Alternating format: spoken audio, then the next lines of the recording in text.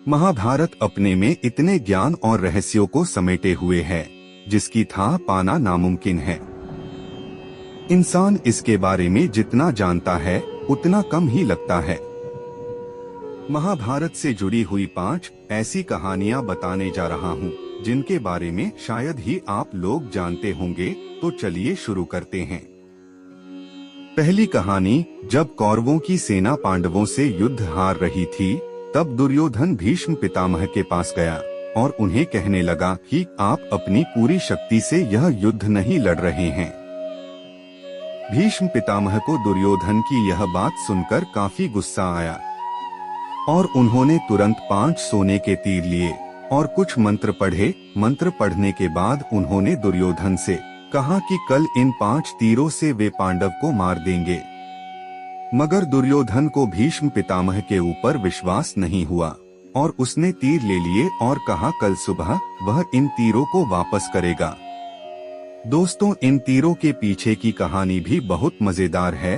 भगवान कृष्ण को जब तीरों के बारे में पता चला तो उन्होंने अर्जुन को बुलाया और कहा, तुम दुर्योधन के पास जाओ और 5 तीर दुर्योधन से मांग लो। कृष्णा ने अर्जुन से कहा कि तुमने दुर्योधन की जान एक बार गंधर्व से बचाई थी, इसके बदले उसने कहा था कि कोई एक चीज जान बचाने के लिए तुम मांग सकते हो। समय आ गया है कि अभी तुम उन 5 सोने के तीर उससे मांग लो।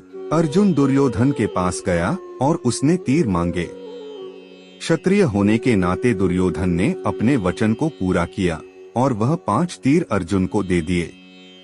दूसरी कहानी, द्रोणाचार्य के पिता महर्षि भारद्वाज थे और उनकी माता एक अप्सरा थी। दरअसल एक बार ऋषि भारद्वाज शाम में गंगा नहाने गए, तभी उन्हें वहां एक अप्सरा नहाती हुई दिखाई दी। उसकी सुंदरता को देख ऋषि मंत्रमुग्ध हो गए और उनके शरीर से शुक्राणु निकला जिसे ऋषि भारद्वाज ने एक मिट्टी के बर्तन में जमा करके अंधेरे में रख दिया। इसी से द्रोणाचार्य का जन्म हुआ। तीसरी कहानी, जब पांडवों के पिता पांडु मरने की करीब थे तो उन्होंने अपने पुत्रों से कहा कि बुद्धिमान बनने और ज्ञान हासिल करने के लिए वे उनका मस्तिष्क खा जाएं।